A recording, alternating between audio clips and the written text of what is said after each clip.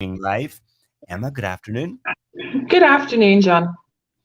Now then, for people that haven't been away for a couple of years, just the thought of getting to an airport and getting on a plane fills them, full of excitement. What can he expect? Do they still have to jump through a lot of hoops in order to get abroad? Is there, like, for instance, the dreaded passenger locator form? Is that needed in Europe? Um, well, things are still changing on a weekly basis at the moment, John. So where we stand at the moment, to come back into Ireland, you don't need any proof of vaccination or testing, or you don't have to fill out the passenger locator form anymore. For your listeners as well, Belfast is scrapping their restrictions and passenger locator form from the 18th of March, from 4 a.m. On the 18th of March. So I know that a lot of people travel both through Belfast and Dublin. So inbound from your holiday, there is nothing to do and nothing to show or prove for entry. However, we still are looking at there is COVID restrictions in terms of your COVID cert, which is either testing, proof of recovery, or full vaccination. And certain countries are still looking for, they call it either a health declaration or a passenger locator form entry into I suppose the most popular countries that Irish people be going to at the moment. So let's say Spain, Portugal, Italy, and France. So to cut a long story short, you need a COVID cert or proof of recovery. Exactly, to go to most European countries at the moment. Now, Iceland and Switzerland, along with Ireland and the UK, they are all now fully, there's no restrictions anymore. But the rest of the European countries still have them. I do think that this will change, but it just does not hasn't come into play yet. So where people might have been traveling after Christmas, they would have had extra things to do out and back. Now we're only looking at doing them out. And we do hope that by the summer months, this will be eliminated as well for entry into the main summer destinations. Yeah, we're in the middle of March now, so come the summer months when most people would be traveling, you would expect them to, at the very least, have eased further and maybe have disappeared in some countries. Yeah, I would expect a lot of them to follow suit, especially as the milder weather comes in and we come out of a winter season.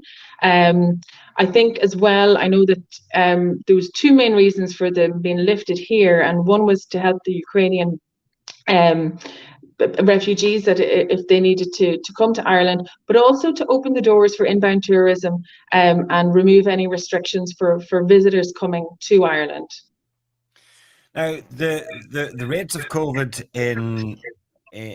vary in different countries, and are there any countries that we should be overly concerned about in Europe? In Europe, not necessarily, not at the moment. We're at a stage where we're living with COVID now. So you still have to be doubly vaccinated to get into most European countries, and you have to have your booster if your second vaccination date is older than 270 days. So with that protection in mind, that is as much protection that can be in place for anybody, whether it's Ireland or whether it's abroad. So we've moved on to a different phase where it's preventing us from doing stuff. It's just being aware of possible restrictions that may be in resort.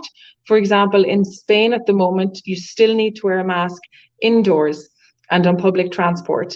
In France and in Italy, you also need your COVID certs to get into certain dining venues. So there's still use for the COVID cert, and that will offer people that little bit of extra layer of protection.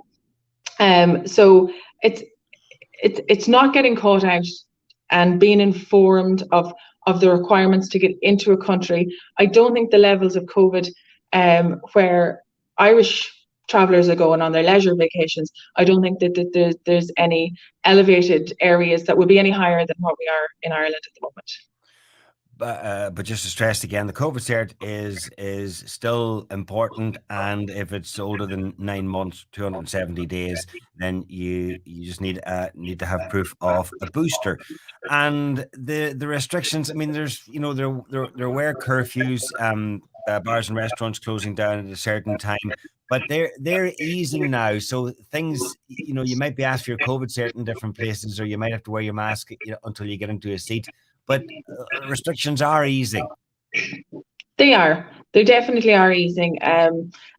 We are a little bit ahead of the curve here in Ireland, where masks are, I suppose we would say, voluntary now, because there are a lot of people still wearing them indoors and shops and stuff like that. So if we were to step back 3 or 4 weeks, that's what it is like in a lot of resorts. I'm just back from Spain myself 2 weeks ago, and we did have to wear masks when entering a restaurant or a bar or getting into a taxi, but nothing outdoors. So like, we did not feel put upon by those restrictions because we're so used to having them here. But there are more restrictions. People just need to be aware of that in resort at the moment. But it's such a hit the phrase a fluid situation, but things are really likely to change, in the next coming weeks and months. And where can we keep an eye on the situation? Like, different countries. Is there one website, one app that we can go to that would give us an idea of what's in place? Yeah, Reopen EU is an excellent source of information. It's where the DFA actually feed their information through. So it's reopen.eu, and you can Okay. either access their website or people can download the app onto their phone. And in that, it offers advice on travel restrictions for both minors and adults into certain countries. But you can also put in your travel plan. So if you plan to travel from Dublin to a certain country, it'll give you the outbound and inbound restrictions. We've been chatting about Europe. What about the United States? What's the current situation there? We still, for the United States and Australia, you still need a pre-test to enter. So you have to be vaccinated, and you also have to have a test within 24 hours of entry of the time you get on your flight from Ireland. So if you're due to fly out at midday from Dublin, you have to have the test 24 hours within your flight departure. Well, all the talk at the moment, obviously, is about the cost of living. How is that impacted across Europe, and how will things like fuel, the price of fuel and food going up, impact our holidays? Have prices of holidays gone up as a consequence? We haven't seen that just yet. A lot of airlines pre-purchase their fuel 12 months in advance, but we will. It's inevitable that there will be an impact from that. And as well, electricity and all of those operating costs are rising across Europe. So it's not just ourselves. So we do have to be realistic and expect some increase. Now, we haven't seen anything just yet for immediate departures, but I'm sure that it will come in, just given some time. And where are you seeing the popular locations this year? Are they the normal spots of Spain and Portugal? Yeah, people this year are opting for shorter flight times. So it's definitely within Europe, unless it's for a honeymoon or for they've planned a long haul trip for a long time. But most of the family holidays and the getaways, it's all within 3.5 hour flight or less. Spain, Portugal, Greece, Italy and France are all top sellers. There's particular value at the moment for from mid-May to mid-June. July and August are always peak months, and they're always the most expensive months to get away. But we still have free child places from early May up until about 16th, 17th of June for those popular destinations. So it's still value to be got, but it's changing on a daily basis. So if you're planning on getting away, you need to book it. Okay. Well, isn't that always the way? But you'd think that suppliers would be very keen to get people back. They've had 2 terrible years, and that the value would be really good, and that prices would be kept low to try to encourage people to come. Mm-hmm. They are in those off-peak months. So July and August, you would have had people firstly transferring their 2020 holiday to 2021, and sometimes then on to 22. So that would have taken some capacity out of the market. And then you would have had people that knew that they were going to travel. They've booked early. So it's about capacity in terms of seats and flights that drive the price up for those months, because there's not very much left. But if you're looking at May or June, like we have stuff for family of 4 to Spain for under £1,000 sterling out of Belfast for your flights, transfers, accommodation. So it's not in the peak summer months, but if you're flexible with your dates, there is certainly value to be had for this year. Okay.